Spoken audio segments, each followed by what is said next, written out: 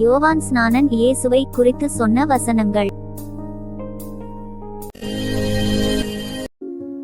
யோவான் இயேசுவை தன்னிடத்தில் வரக்கண்டு, இதோ உலகத்தின் பாவத்தை சுமந்து தீர்க்கிற தேவ ஆட்டுக்குட்டி.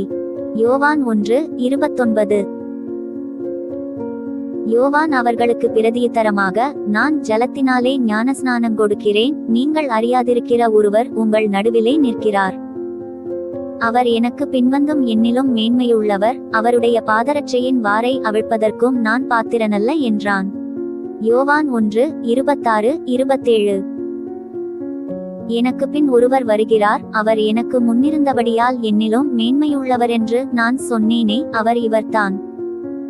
நானும் இவரை அறியாதிருந்தேன், இவர் இஸ்ரவேலுக்கு வெளிப்படும் பொருட்டாக நான் ஜலத்தினாலே ஞானஸ்நானம் கொடுக்க வந்தேன் என்றான். பின்னும் யோவான் சாட்சியாகச் சொன்னது, ஆவியானவர் புறாவைப் போல வானத்திலிருந்திறங்கி இவர் மேல் தங்கினதை கண்டேன். நானும் இவரை அறியாதிருந்தேன், ஆனாலும் ஜலத்தினால் ஞானஸ்நானம் கொடுக்கும்படி என்னை அனுப்பினவர், ஆவியானவர் இறங்கி யார் மேல் தங்குவதை நீ காண்பாயோ அவரே பரிசுத்த ஆவியினால் ஞானஸ்நானம் கொடுக்கிறவர் என்று எனக்கு சொல்லியிருந்தார். அந்தப்படியே நான் கண்டு, இவரே தேவனுடைய குமாரன் என்று சாட்சி கொடுத்து வருகிறேன் என்றான்.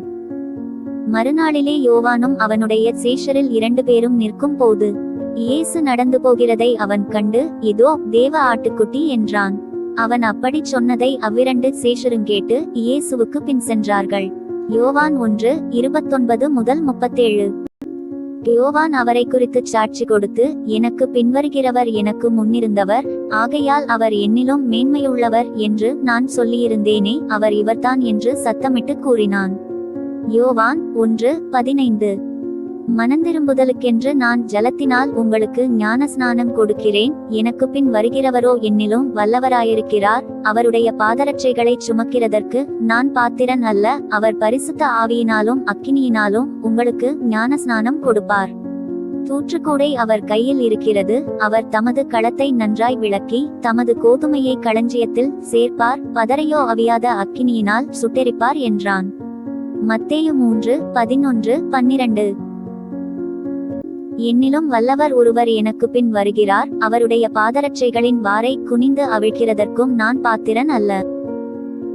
நான் ஜலத்தினால் உங்களுக்கு ஞானஸ்நானம் கொடுத்தேன், அவரோ பரிசுத்த ஆவியினால் உங்களுக்கு ஞானஸ்நானம் கொடுப்பார் என்று பிரசங்கித்தான்.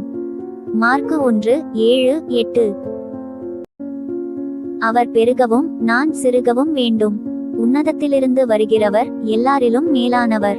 பூமியிலிருந்துண்டானவன் பூமியின் தன்மையுள்ளவனாயிருந்து பூமிக்கடுத்தவைகளை பேசுகிறான். பரலோகத்திலிருந்து வருகிறவர் எல்லாரிலும் மேலானவர். தாம் கண்டதையும் கேட்டதையும் சாட்சியாக சொல்லுகிறார், அவருடைய சாட்சியை ஒருவனும் ஏற்றுக்கொள்ளுகிறதில்லை. அவருடைய சாட்சியை ஏற்றுக்கொள்ளுகிறவன் தேவன் சத்தியமுள்ளவரென்று முத்திரை போட்டு நிச்சயப்படுத்துகிறான்.